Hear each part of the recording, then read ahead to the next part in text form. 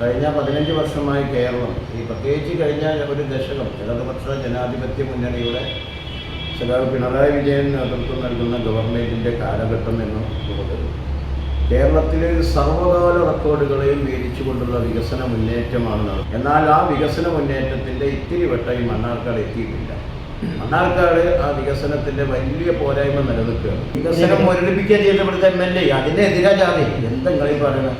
മണ്ണാർക്കാട് എന്താ നടന്നത്? ഞങ്ങൾ ഇടതുപക്ഷ ജനാധിപത്യ മുന്നണിയിലുള്ള സ്ഥാനത്ത് കൊണ്ടുവന്നല്ലാതെ എന്തെങ്കിലും കൊണ്ടുവരാൻ പറ്റിയിട്ടുണ്ട് MLAക്ക്? നിങ്ങൾ ഇവിടെ തുടങ്ങി. നമുക്ക് ആര്യമ്പാവ് നിർത്തി തുടങ്ങാം.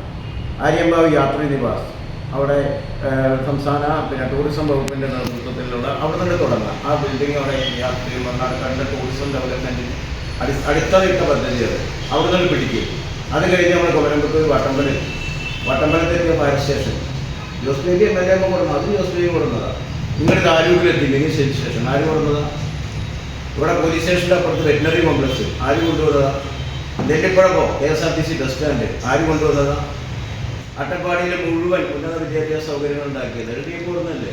അട്ടപ്പാടി കോട്ടത്തറ ട്രൈബൽ സ്പെഷ്യാലിറ്റി ആശുപത്രി LDF കൊണ്ടുവന്നല്ലേ? മണ്ണാർക്കാട് എല്ലാവർക്കും നടപ്പാക്കിയത് ഇതല്ല. LDF കൊണ്ടുവന്നല്ലാതെ സംസ്ഥാനത്തിൽ കൊടുത്ത ഒരു ചുക്കും ഈ മണ്ണാർക്കാടില്ല.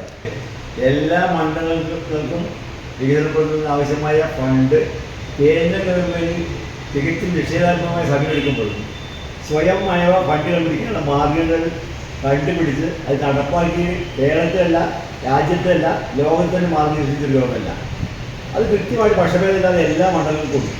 അത് ഈ മണ്ഡലത്തിൽ കൊണ്ടുവരും. പക്ഷെ ആ മണ്ഡലത്തിൽ ഈ ഫണ്ട് ഉപയോഗിച്ച് നടത്തിയ വികസന പ്രവർത്തനങ്ങൾക്ക് അത് നേതൃത്വം കൊടുക്കേണ്ടതും അതിന് വേണ്ട സൂപ്പർവിഷൻ കൊടുക്കേണ്ട ആരാണ്? MLA. പക്ഷെ അദ്ദേഹം പരിശോധിക്കണം. അദ്ദേഹം പരിശോധിച്ചിട്ടുണ്ട്.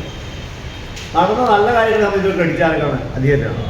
നടക്കാത്ത കാര്യങ്ങളെ സംബന്ധിച്ച് ക്രെഡിറ്റ് ആർക്കാം? അത് ഇടതുപക്ഷ ജനാധിപത്യ ഗവൺമെൻറ്റും സഖാവ് പിണറായി വിജയനുമാണ്. അത് വേണ്ട. പക്ഷേ ഈ സാധ്യതകൾ ഉപയോഗിക്കുന്ന രീതിയിൽ വലിയ വീഴ്ച മണ്ണാർക്കാട് MLA പദ്ധതിയിലുണ്ട്.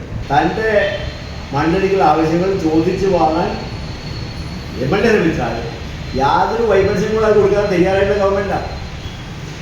അപ്പോൾ ഇത്തരം കാര്യങ്ങൾ ഓരോ പറഞ്ഞപ്പോൾ പണിയുടെ പറഞ്ഞതിന് മുമ്പ് അവർക്ക് വികസന എല്ലാ ക്രെഡിറ്റും ബഹുമാനായ മുൻ MLA ജോസ് ബേബിക്കും അതിന് മുമ്പുള്ള ഇടതുപക്ഷ മുന്നണിയുടെ MLA-മാർക്കുള്ളൂ.